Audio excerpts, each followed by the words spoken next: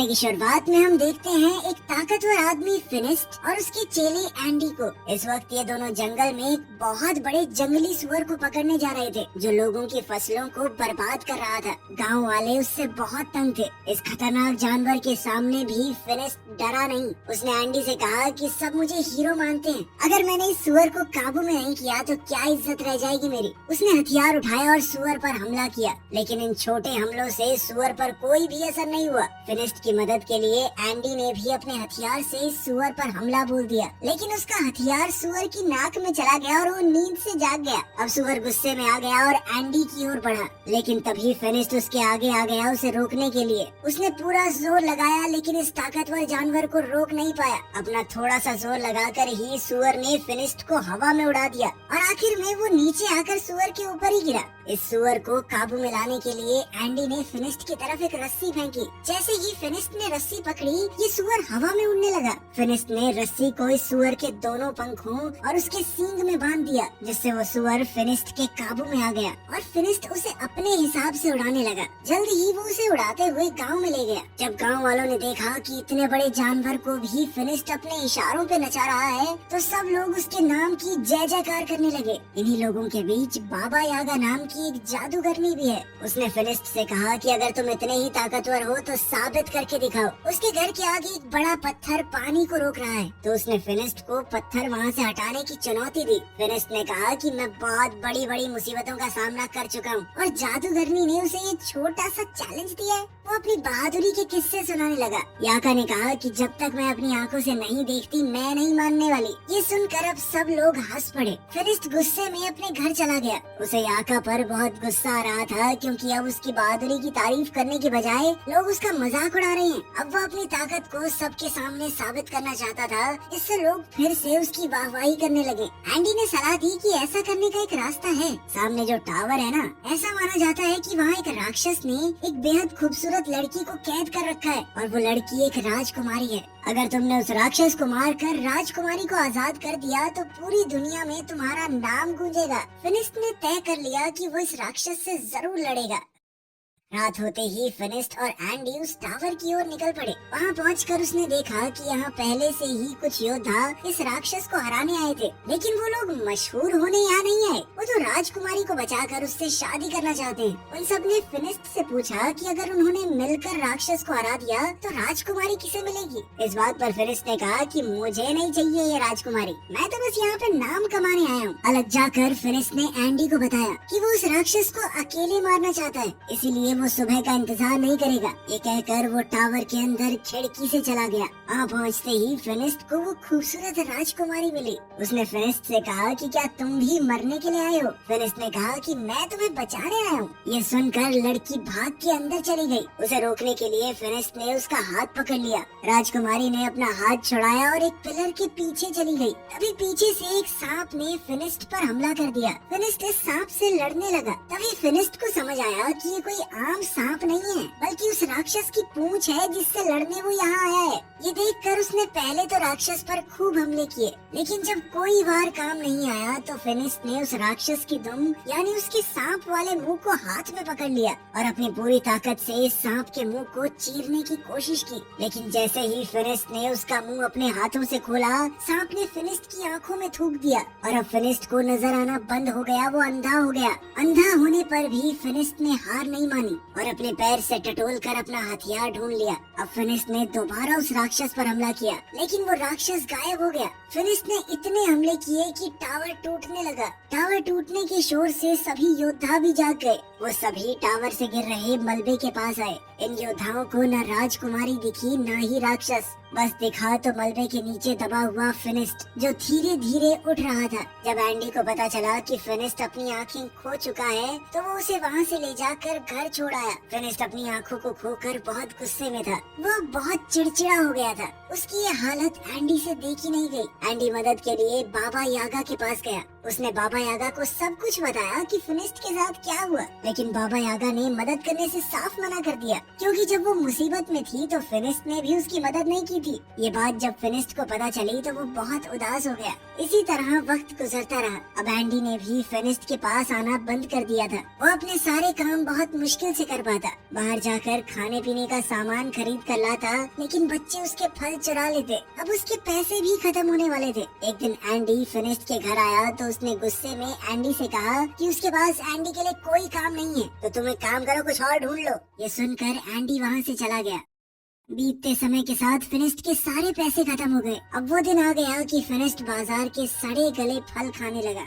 ऐसे ही एक दिन जब उसे सड़ा गला फल भी नहीं मिला तो वो अपनी टोकरी लेकर बाजार में बैठा रहा। बाबा यागा वहाँ से गुजर ही रही थी कि तभी उसने फिनिस्ट को देखा, तो उसने अपनी टोकरी से कुछ खाने का सामान फिनिस्ट की टोकरी में डाल दिया। इससे पहले ये दोनों कुछ बात करते गाँव पर कुछ लुटेरों ने हमला कर दिया। ये लुटेरे गाँव के लोगों को मारने लगे। फिनिस्ट देख तो नहीं सकता, लेकिन उसे अच्छे से सुनाई दे रहा था कि कैसे लोग मर रहे हैं, तड़प रहे हैं। जैसे ही लुटेरे उसके पास आए, उसने आवाज सुनकर वापस उन पर हमला किया। कुछ देख न पाने के बावजूद भी सिर्फ आवाज के सहारे वो 2-3 डाकुओं से एक साथ लड़ रहा था। एक दूसरे डाकू ने फिनिस्ट पर रस्सी फेंकी, लेकिन फिनिस्ट ने ये रस्सी पकड़कर डाकू को घोड़े से नीचे गिरा दिया और फिर उसे अपनी तरफ खींचकर उसकी खूब धुलाई की। लेकिन कुछ डाकुओं ने पीछे से उस पर हमला किया और वो वहीं बेहोश हो गया। जब उसे होश आया तो वो एक शिप में था। उसकी गर्दन और हाथों को एक लकड़ी में बांधा गया था। इस जहाज में बाबा यागा और गांव के काफी सारे लोग भी थे।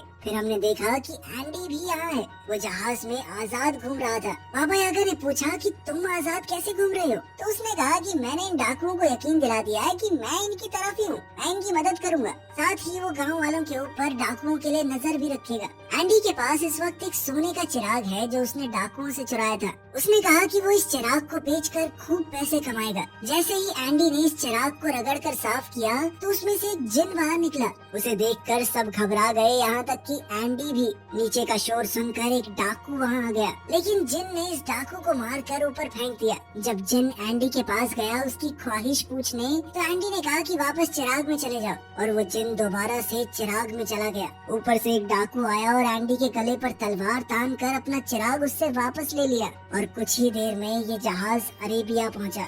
गांव से लाए हुए सभी लोगों को गुलाम के तौर पर बेचने के लिए खड़ा कर दिया गया। वहाँ एक नकाबपोश आदमी आया और उसने फिनिस्ट, बाबा यागा और एंडी को खरीद लिया। वो उन्हें अपने महल में ले गया। वहाँ पहुँचते ही सभी लोग इतना बड़ा महल देखकर हैरान रह गए। इस महल में रोबोट काम कर रहे थे। हालांकि ये बहुत ही पुराना जमाना है। तभी उस आदमी ने अपने चेहरे से नकाब हटाया। उसने कहा कि हैरान मत हो, मैं एक साइंटिस्ट हूँ और ये सभी रोबोट उसी ने बनाए थे। इस आदमी ने बताया कि उसने और भी बहुत सी मशीनें बनाई हैं जिससे इंसानों का काम आसान हो सके।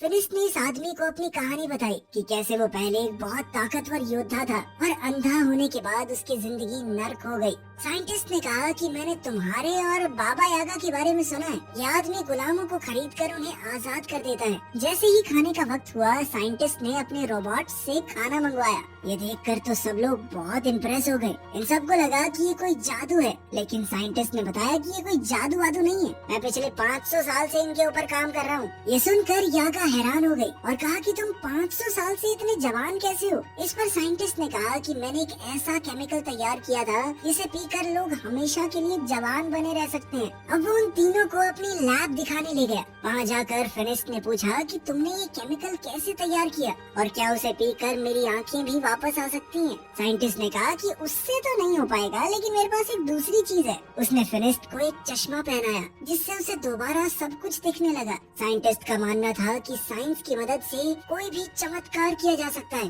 और जो लोग जादू का इस्तेमाल करते हैं वो दुनिया को नुकसान पहुंचाते हैं, और इन नुकसान पहुंचाने वाली चीजों को खत्म करने के लिए ही उसने एक मशीन बनाई है। अपनी बात को साबित करने के लिए उसने वो चिराग निकाला जो उसने लुटेरों से खरीदा है। यागा ने कहा कि ये खतरनाक हो सकता है, लेकिन साइंटिस्ट रुका नहीं। उसने चिराग को घिसा और उसमें से जिन निकला। उसने अपनी मशीन चला दी जिसने जिन को अपने अंदर खींच लिया, जिसके बाद उसने कहा कि देखा, मेरे आविष्कार ने जीनी को खत्म कर दिया। उसी रात साइंटिस्ट को पता चला कि पास की एक पहाड़ी पर एक राक्षस है जो आम आदमियों को नुकसान पहुंचा रहा है। साइंटिस्ट ने कहा कि उसे तो पकड़ना ही होगा। जब ये बात फिनिस्ट को पता चली कि इस राक्षस का शेर जैसा मुंह है और सांप जैसी दुम, तो फिनिस्ट तुरंत समझ गया कि ये तो वही राक्षस है जिसने उसे अंधा किया था। फिनिस्ट ने साइंटिस्ट से कहा कि मैं भी साथ चलूंगा, मुझे उस राक्षस से बदला लेना है। लेकिन साइंटिस्ट उसकी जान को खतरे में नहीं डालना चाहता। इस पर फिनिस्ट ने कहा कि आपने मेरी मदद की है, इसलिए मैं भी आपकी मदद करूंगा।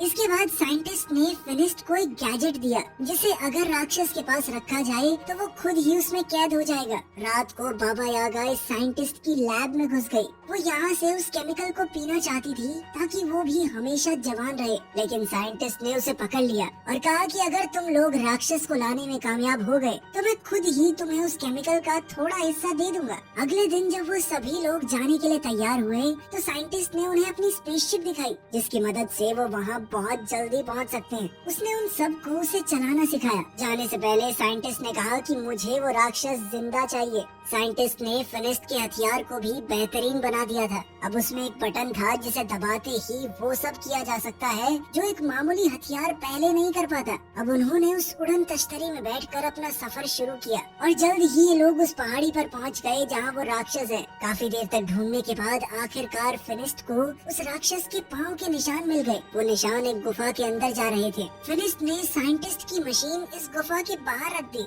फिनिस्ट जानता था कि उसे राक्षस को मारना नहीं है, सिर्फ कैद करना है। इसीलिए वो बड़े आराम से अंदर गया और अपने हथियार से राक्षस को ललकारा और फिर वो बाहर आ गया। जैसे ही वो बाहर आया तो उसका सर एक पेड़ से टकरा गया जिससे वो वहीं पर बेहोश हो गया। राक्षस भी गुफा से बाहर निकल आया। इससे पहले राक्षस फिनिस्ट को कुछ नुकसान पहुंचाता, बाबा यागा ने जल्दी से उस मशीन को एक्टिवेट कर दिया। उस मशीन के अंदर से बहुत सारी चेन बाहर आई और राक्षस को खींचकर अंदर ले गई। फिर यागा ने लिवर दोबारा से दबाया और मशीन बंद हो गई। कुछ ही देर में फिनिस्ट को भी होश आ गया और अब वो सब लोग मिलकर वापसी का सफर करने लगे। सफर बहुत लंबा था, इसीलिए ये लोग रात को बीच रास्ते में ही आराम करने लगे।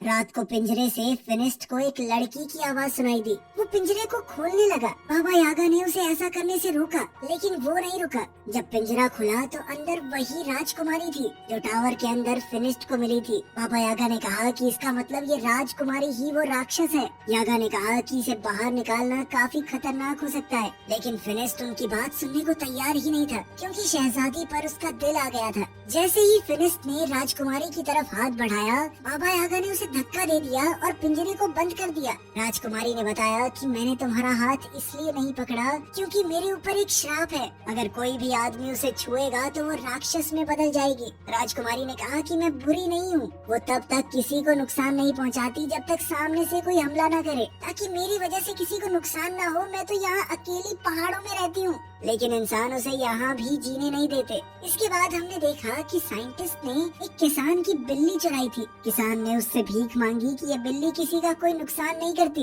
बल्कि फायदा ही करती होगी थोड़ा बहुत। दरअसल रात को इस बिल्ली से लाइट निकलती थी जिससे आसपास रोशनी हो जाती, लेकिन साइंटिस्ट ने किसान की बात नहीं सुनी। उसने बिल्ली को अपनी मशीन के नीचे रखा। ये मशीन किसी भी चीज की जादुई शक्तियों को खींच लेती है और इसी तरह इस मशीन ने बिल्ली की जादुई ताकत भी खींच ली और फिर बिल्ली को जादू से एक केमिकल में बदल दिया जिसे साइंटिस्ट ने अपनी तिजोरी में रख दिया। यहाँ साइंटिस्ट ने बहुत सारे केमिकल्स पहले से इकट्ठा कर रखे थे। वहाँ राजकुमारी और फिनिस्ट एक दूसरे से प्यार करने लगे थे। बाबा यागा और एंडी इन दोनों को कैद करके साइंटिस्ट के पास ले जाने लगे। ये लोग जब साइंटिस्ट के महल में पहुँचे तो दूर खड़े होकर ही साइंटिस्ट को देखने लगे। उन्होंने देखा कि साइंटिस्ट ने एक जादुई परिंदे का सारा जादू खींच लिया और उससे बने केमिकल को अपने रोबोट्स में डाल दिया। इसका मतलब था कि ये रोबोट साइंस से नहीं बल्कि जादू की मदद से चल रहे हैं। वो इन सारे केमिकल्स को सभी जादुई चीजों से निकाल रहा है। इसके बाद बाबा यागा बहुत गुस्से में उसके सामने पहुंची। उसने कहा कि तुम झूठे हो, ये रोबोट कोई आविष्कार नहीं है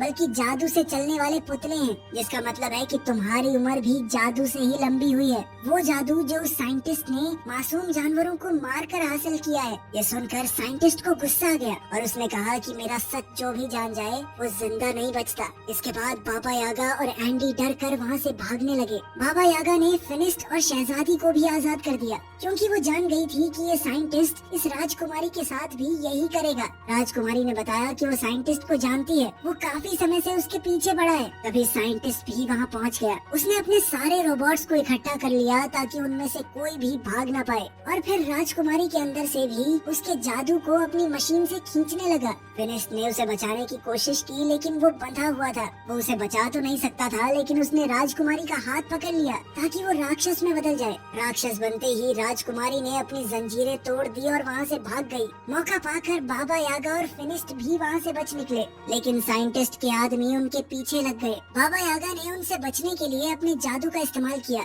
उसने तरबूज के बीज उन पर फेंके जो अचानक तरबूजों में बदल गए।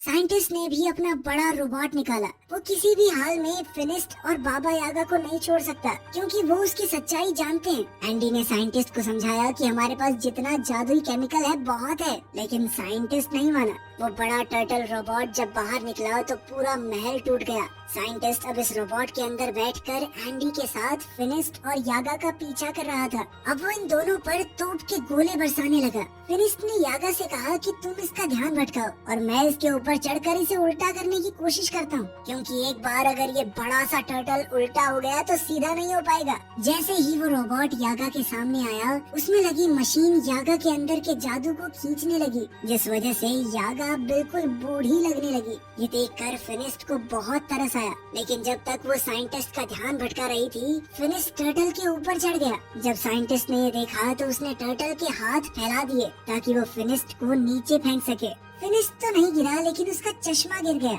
अब उसे दिखना बंद हो गया था। बाबा यागा ने जैसे ही ये देखा तो वो फिनिस्ट की मदद करने लगी। उसे बताने लगी कि कैसे लड़ना है, कहाँ जाना है। इतनी ही देर में राक्षस बनी हुई वो राजकुमारी वहाँ आ गई। उसे देखकर साइंटिस्ट डर गया। वहीं फिनिस्ट ने टर्टल के गले में जंजीर बांध दी और उसे उल्टा करने लगा, जिसके बाद टर्टल के अंदर मौजूद सारा जादुई केमिकल नीचे गिरने लगा। साइंटिस्ट ने अपने जादुई पंखों से वहाँ से बच निकलने की कोशिश की, लेकिन उसके जादुई पंखों ने काम नहीं किया और वो नीचे उस जादुई केमिकल में गिरकर मर गया। वहीं फिनिस्ट भी अब थक कर बेहोश हो गया था। राजकुमारी उसे वहाँ गिरा हुआ देखकर रोने लगी, क्योंकि उसे डर लग रहा था कि इसे कुछ हो तो नहीं गया। वो फिनिस्ट से सच्चे दिल से प्यार करने लगी थी। जैसे ही शहजादी के आंसू फिनिस्ट की आंखों में गिरे तो उसे अचानक ही होश आ गया, साथ ही उसकी नजर भी वापस आ गई थी। फिनिस्ट ने उससे अपने प्यार का इजहार किया और हमेशा राजकुमारी के साथ रहने का वादा भी, लेकिन राजकुमारी ने कहा कि अपने श्राप की वजह से मैं तुम्हारे साथ नहीं रह सकती।